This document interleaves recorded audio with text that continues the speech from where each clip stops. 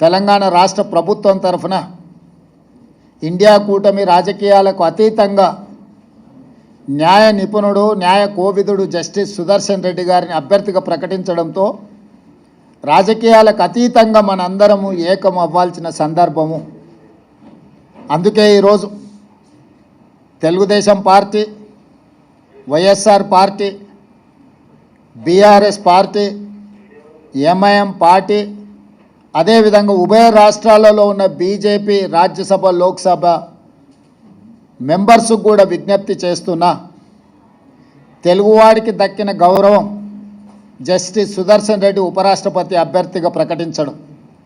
అందుకే మనందరం కలిసికట్టుగా 42 మంది లోక్సభ సభ్యులు, 18 మంది రాజ్యసభ సభ్యులు, ఉభయ రాష్ట్రాలకు సంబంధించిన వాళ్ళందరం ఒక తాటి మీదకి వచ్చి జస్టిస్ సుదర్శన్ రెడ్డి గెలుపులో భాగస్వాములు కావాలి.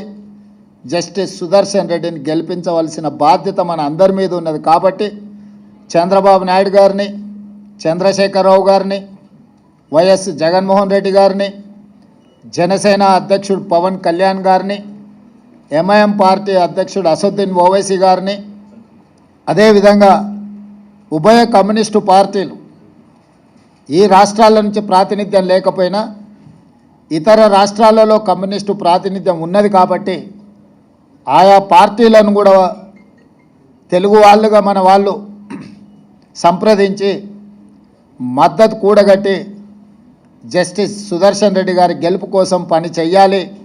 జస్టిస్ సుదర్శన్ రెడ్డి గారి గెలవడము ఇప్పుడు అవసరం. ఎందుకంటే రాజ్యాంగాన్ని పరిరక్షించాలంటే న్యాయ నిపుణులు, న్యాయ కోవిదులు రాజ్యాంగాన్ని ప్రజలకు ఆ స్ఫూర్తిని అందించడానికి ఉపరాష్ట్రపతిగా ఉంటే ఇది దేశ ప్రజలకు ప్రయోజనం చేకూరుతుంది, ప్రజాస్వామ్యం కాపాడబడుతుంది. అందుకే ప్రజాస్వామ్యాన్ని పరిరక్షించడానికి రాజకీయాలకు అతీతంగా మనందరం ఏకమై జస్టిస్ సుదర్శన్ రెడ్డి గారిని గెలిపించాల్సిన అవసరం ఉంది. వారికి మద్దతు ఇవ్వవలసిందిగా ఉభయ తెలుగు రాష్ట్రాలలో ఉన్న రాజకీయ పార్టీలను, వాటి నాయకత్వాన్ని ఈరోజు తెలంగాణ కాంగ్రెస్ పార్టీ తరఫున, మంత్రివర్గం తరఫున వారందరూ కూడా నేను విజ్ఞప్తి చేస్తున్నా.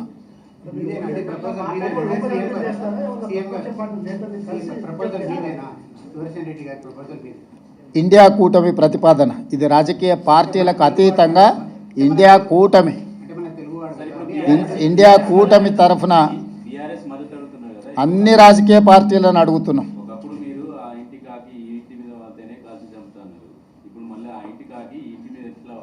ఇది ఇండియా కూటమి, జస్టిస్ సుదర్శన్ రెడ్డి గారు కాంగ్రెస్ పార్టీ కాదు. అందుకే మీకు మొట్టమొదటి ఓపెనింగ్ రిమార్క్స్లోనే చెప్పిన, జస్టిస్ సుదర్శన్ రెడ్డి కాంగ్రెస్ పార్టీ ప్రతినిధి కాదు, కాంగ్రెస్ పార్టీ సభ్యుడు కాదు, కాంగ్రెస్ పార్టీ ఒకటే ప్రతిపాదించిన అభ్యర్థి కాదు. ఇండియా కూటమి ప్రజాస్వామ్యాన్ని పరిరక్షించడానికి న్యాయ నిపుణుడు, న్యాయ కోవిదుడైన జస్టిస్ సుదర్శన్ రెడ్డిని ప్రతిపాదించారు. వారికి ఏ రాజకీయ పార్టీతో సంబంధం కానీ, అనుబంధం కానీ, సభ్యత్వం కానీ లేదు. పార్టీలకు అతీతంగా జస్టిస్ సుదర్శన్ రెడ్డి గారిని గెలిపించాల్సిన బాధ్యత ప్రతి తెలుగువాడి మీద ఉన్నది. అందుకే ఈరోజు తెలుగు భాషను ప్రాచీన భాషగా గుర్తించాలనుకున్నప్పుడు అందరం ఏకమైనం. అంతెందుకు 1991లో కాంగ్రెస్ పార్టీ పివి నరసింహారావు గారిని దేశ ప్రధానమంత్రిగా చేసి ఉప ఎన్నికలకు నంద్యాలలో పోటీ పడినప్పుడు ఆనాడు గంగుల ప్రతాప్ రెడ్డి గారు రాజీనామా చేసి పివి నరసింహారావు గారు నంద్యాల ఎంపీగా ప్రతిపాదించినప్పుడు పెద్దలు నందమూరి తారక రామారావు గారు ముందుకు వచ్చి ఒక తెలుగువాడి దేశ ప్రధానమంత్రి అవుతున్నాడు అంటే అది మనందరికీ గర్వకారణము. ఎన్నికల్లో తెలుగుదేశం పార్టీ ప్రధాన ప్రతిపక్షంగా పోటీ పెట్టడం లేదు, అందుకే పివి నరసింహారావు గారిని గెలిపించండి అని చెప్పి ఆ రోజు నందమూరి తారక రామారావు గారు ముందుకు వచ్చిండ్రు. సిద్ధాంతపరంగా వైరుధ్యం ఉన్న కాంగ్రెస్, తెలుగుదేశం ఆనాడు ఎన్టీ రామారావు గారు పివి నరసింహారావు గారికి సంపూర్ణమైన మద్దతును పలికి వారి గెలుపుకు పూర్తిగా సహకరించి రాజకీయ విజ్ఞతను ప్రదర్శించారు.